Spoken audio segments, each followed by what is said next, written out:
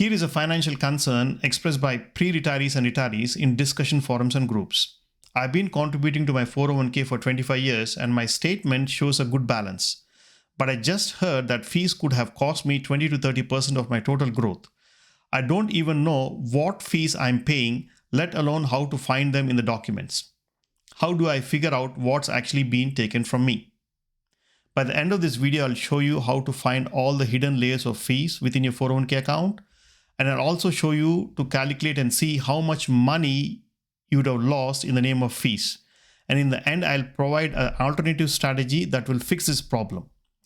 I'm Sridhar, a financial advisor in the retirement wealth management space. Over the years, I've helped several pre-retirees and retirees secure finances for their retirement years. I'll provide a strategic solution for a very specific financial problem in every video under 5 minutes. In this video, I'll show you how to calculate the hidden layers of fees within your 401k account and also show you how much money you could have lost in the name of fees. So what are the problems? What are the causes for this problem? First, most retirees do not know how much fee they have been paying for the past 25 years. They don't know how to find out the fee.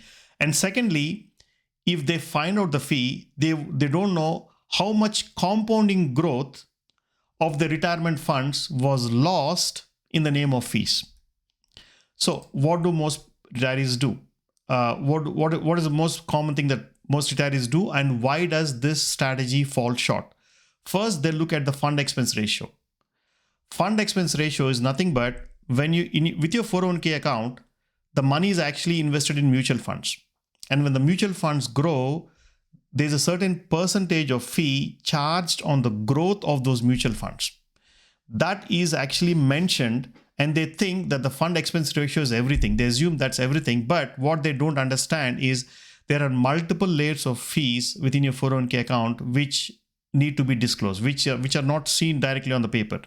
Second, they ask the human resources to a general question, something like, is there any fee on my 401k account? And the answer is yes. And they would think, oh, this HR people are actually referring to the fund expense ratio.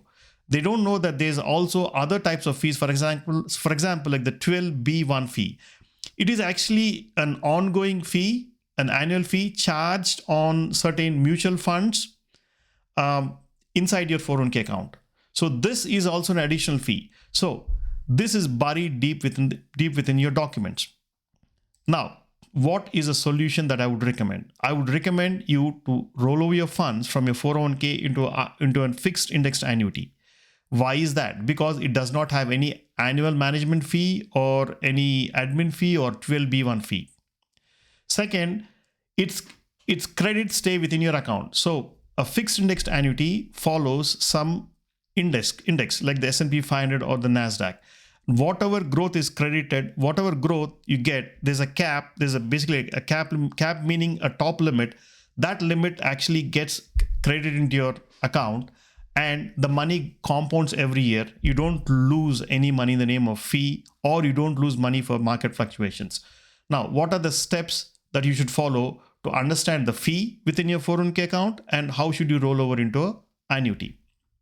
First, you conduct your fee audit in the first 48 hours very quickly. How do you do that?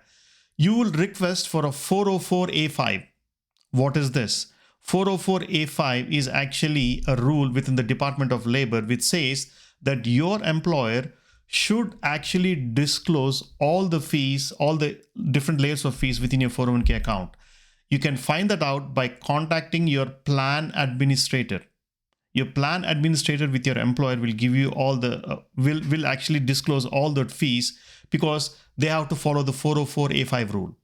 Second, using that fee, let's say it's about 3%. I'm just throwing a number here. And let's say you have about $400,000 in your 401k account. You want to see how much money, how much growth of your funds will be lost in the name of fee over the next 10 or 20 years.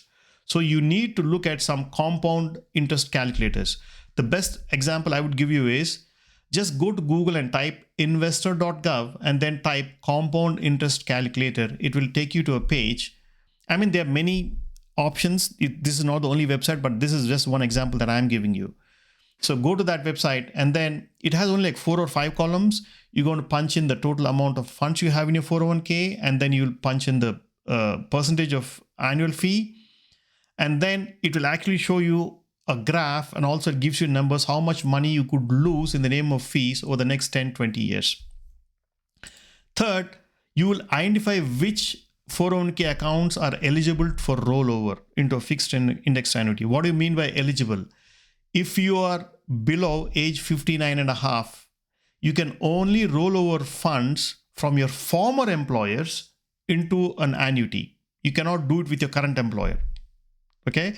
If you are 59 and a half or above 59 and a half, then you can actually roll over funds from former employer and also current employer. There is one exception where even if you are under 59 and a half, you can still roll over funds from your current employer as well, provided your current employer has an option called in-service distribution.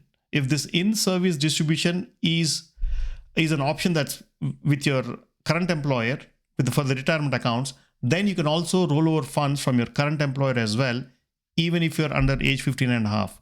Fourth, I will look at illustrations from fixed indexed annuity providing carriers. What I look for is I look at the renewal cap rates, which means the cap rates, let's say it's about 8 or 9 or 10%. You want to see that in the past, historically, this insurance carrier has actually been maintaining very good cap rates. That's very important. You don't want to go for an insurance carrier which is going to fluctuate these cap rates all the time. Fifth, you will execute a direct rollover, which means you will ask your current plan administrator to roll over funds from your 401k to an other retirement account like an annuity directly. You don't want to take the check and send it to them, because if there's any delay from you sending it to the insurance carrier, it might cause a taxable event if it crosses beyond 60 days. Now, why is this strategy very better? Why does it work better? First of all, fixed indexed annuities don't have any annual fee, and the money compounds within the account itself. Since there is no fee, so there is no scaling of fee that applies also to your to the growth of your funds in your fixed indexed annuity. If you have any questions on the content that I shared here, just drop a line and I'll answer them to you, and I'll see you in the next video. Until then, bye bye.